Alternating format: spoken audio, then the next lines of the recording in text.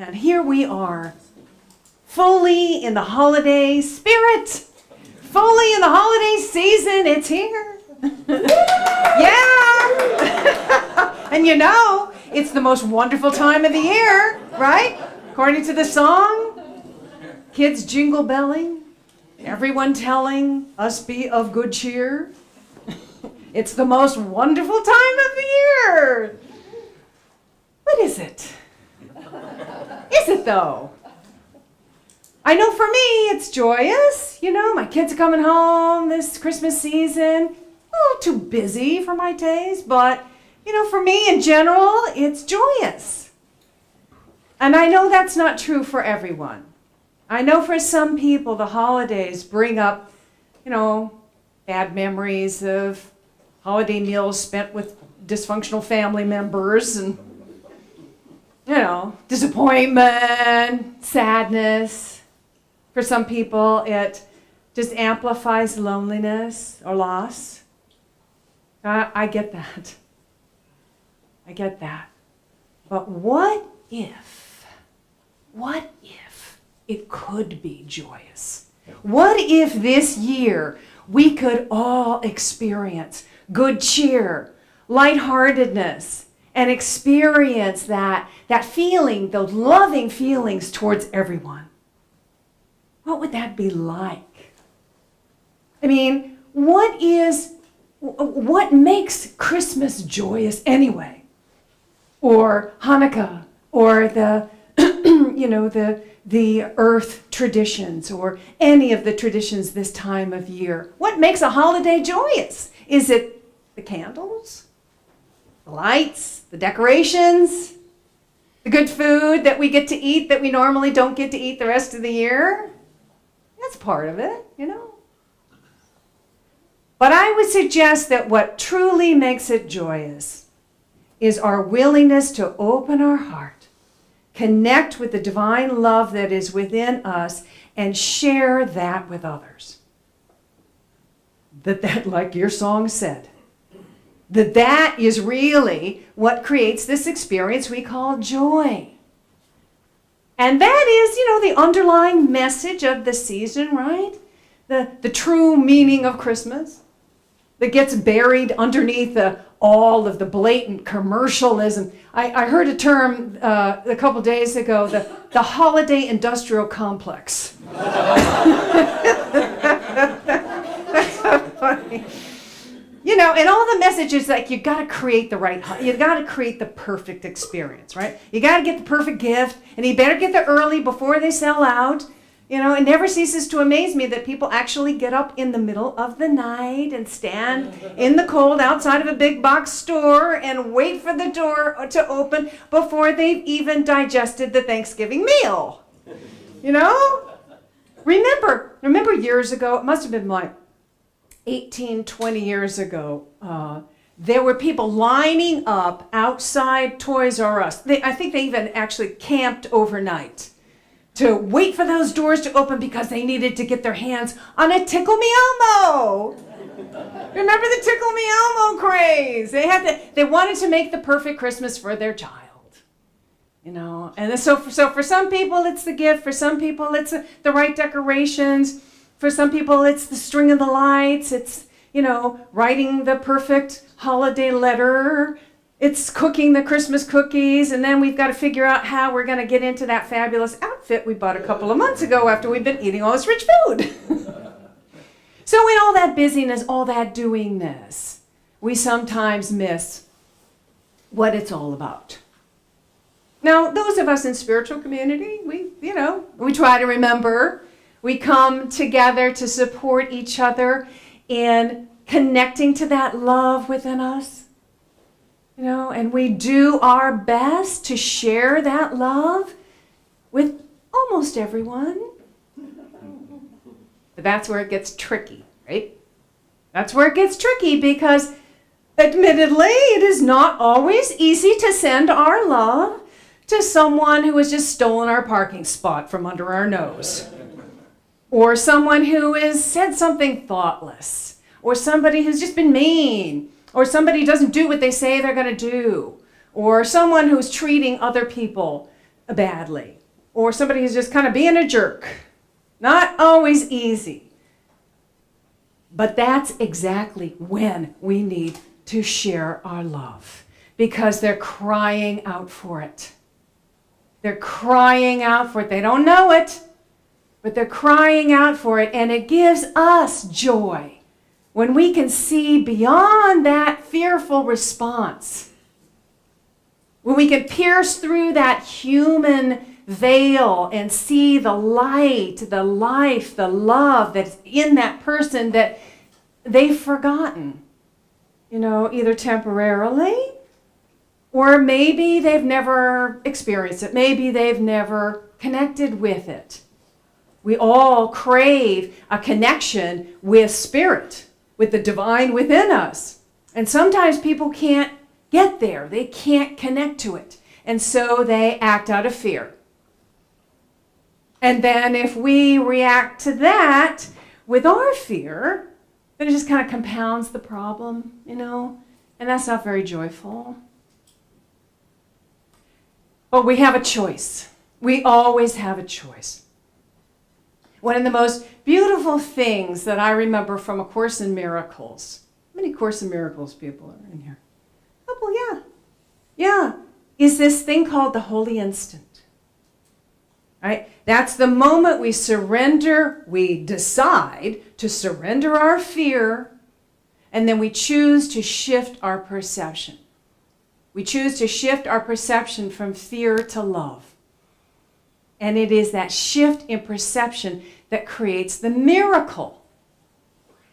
That shift in perception. So instead of seeing that person who said something thoughtlessly, unconsciously, or who has hurt us in some way, instead of seeing them with our human eyes, we instead choose, I can have a holy instant here. First of all, we decide not to take it personally.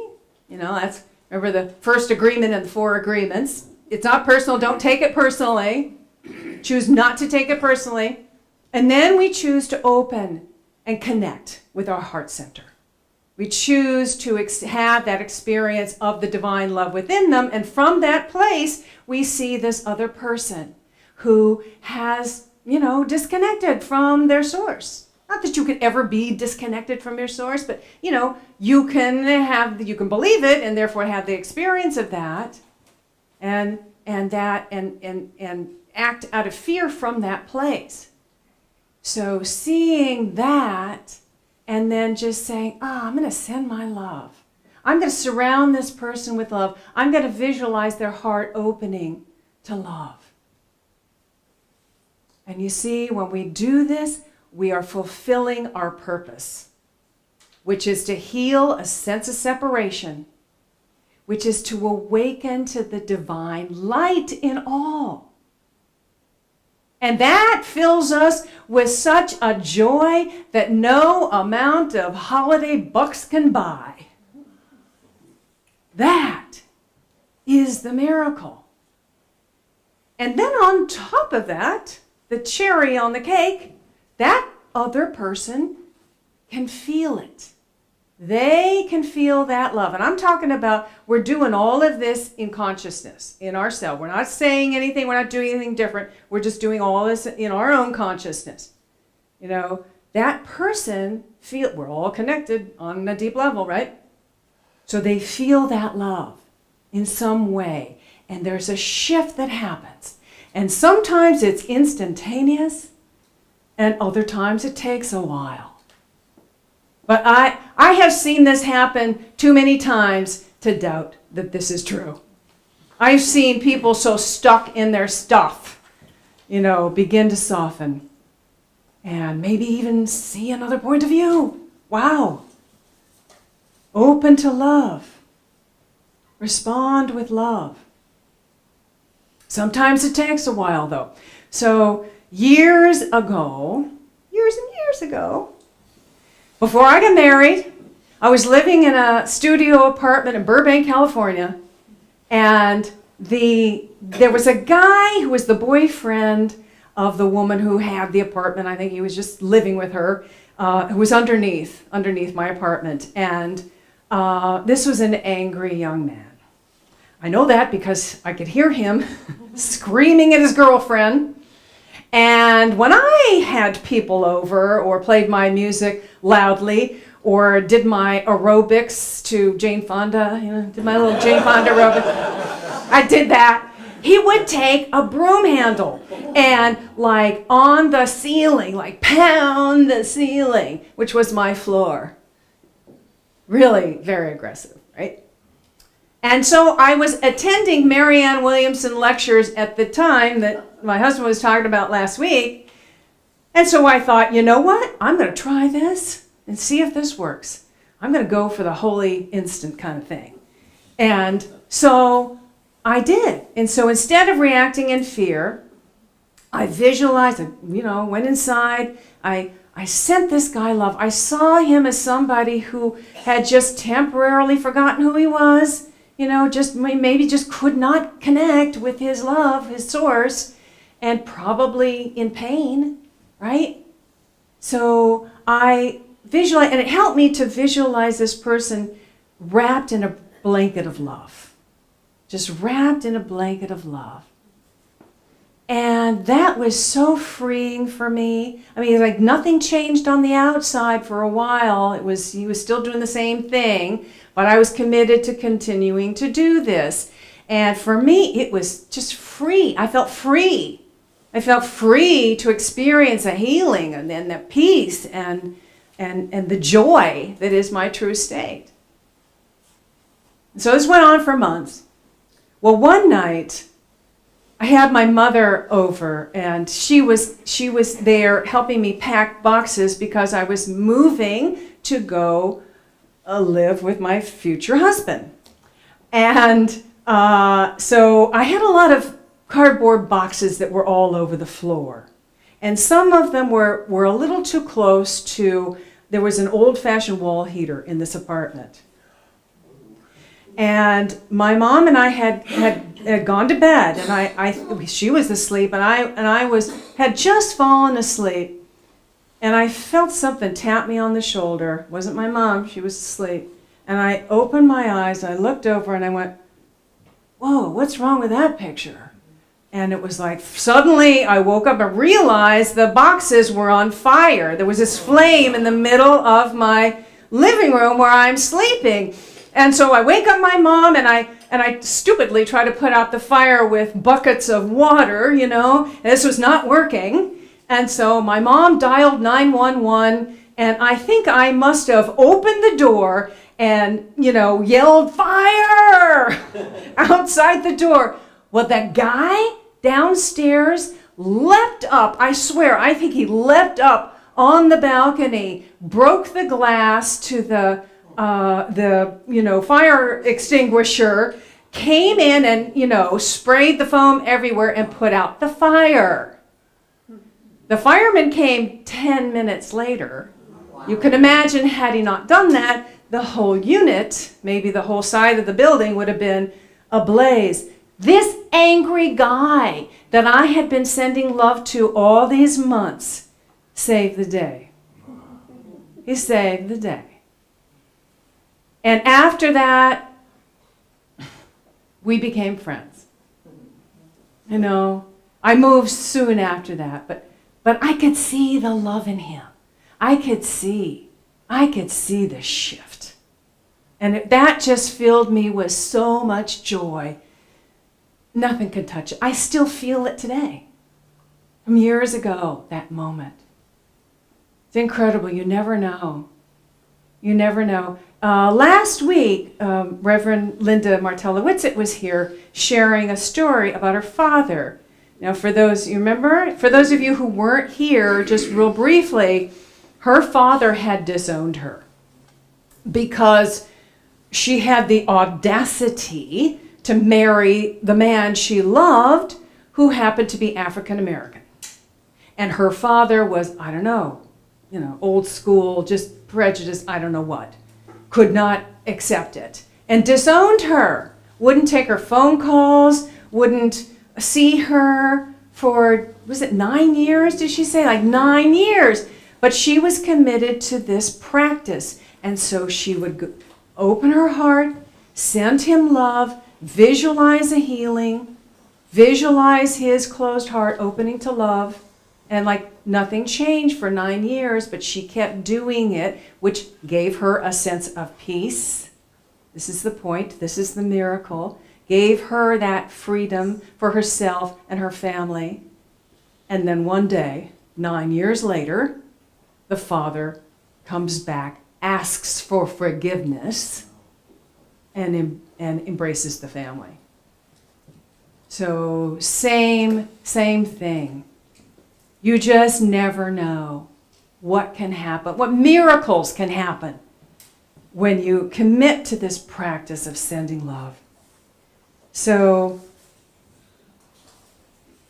now this shift in perception can also work for ourselves. It can work for ourselves. Hey, sometimes we're the ones that say something thoughtless. Sometimes we're the ones that say or do something that later on we kind of regret. Sometimes we act out of our fear. Sometimes we don't do what we say we're going to do. Some of us have stuff in our past that we'd rather not think about because it brings up a lot of self-hatred. Well, we can choose to have that holy instant for ourselves. We can choose to see that this, whatever it is that we regret, whatever we did in the past, whether it was years ago or just this morning, we can choose to see that that must have come from a place where we felt disconnected from our own love, from our own heart. And we can forgive ourselves for that because we can see that, hey, guess what? We all do it.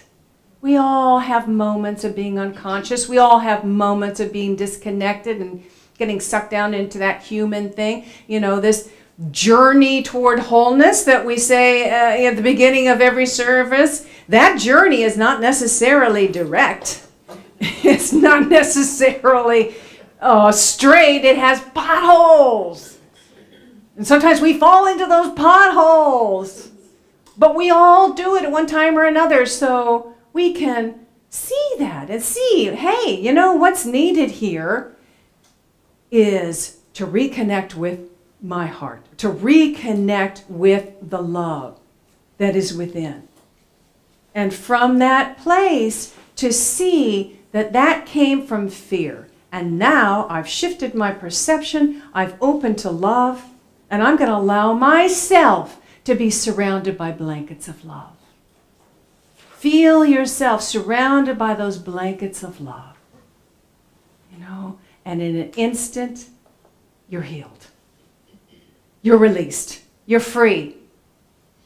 You're free to experience that peace and that healing and that joy. That is your true state in an instant. And you see what you're doing when you're doing this is you're building a spiritual muscle. So that the next time, you know, you're feeling disconnected from love, disconnected from source, that next time, you know, maybe you can catch it a little earlier before you act from that place of fear. You can catch it earlier. And every time you do this, you're building the muscle. You're building your spiritual muscle. Do you see how that can be? Do you see yourselves doing that? Do you see how that can be healing? Now, if you ever feel that, you know, this is just too difficult for me. I just can't go there. I can't love this thing about myself. Or I can't see with the eyes of love. I cannot see that person who did that horrible thing. I can't see him with the eyes of love. At any moment you're feeling like that, ask for help. There is help available, spiritual support. We can open to angelic help. Angelic help. You know, the angels that are depicted in the Christmas, you know, scene or are referred to in many sacred texts, many traditions. Those angels are representing spiritual support. Shifting in consciousness. Charles Fillmore said about angels, angels are the projection into consciousness of a spiritual idea direct from the fountainhead, God. The projection into consciousness of a spiritual idea direct from the fountainhead, God. So what we're talking about are spiritual ideas, divine ideas that are present in the atmosphere of universal consciousness that we have access to. And whether you see that as an abstract idea, that as actual, the ideas that you're accessing directly from source, or you're seeing it as actual angels, it doesn't matter. It doesn't matter. That support is there. They are there to help you take that leap in consciousness so that you can see and can feel the truth of love's presence. So that you can see with the eyes of the divine. So that you can see with the eyes of love. So that you can see that we are all expressions of the one divine. Right? We're all expressions of the one divine, and we all fall asleep and dream this dream of separation. But now you got it. You know the secret. You know you can ask for help. You know that there is assistance available. You know that you can connect with that love within yourself. You know that you can take that love and share it with others.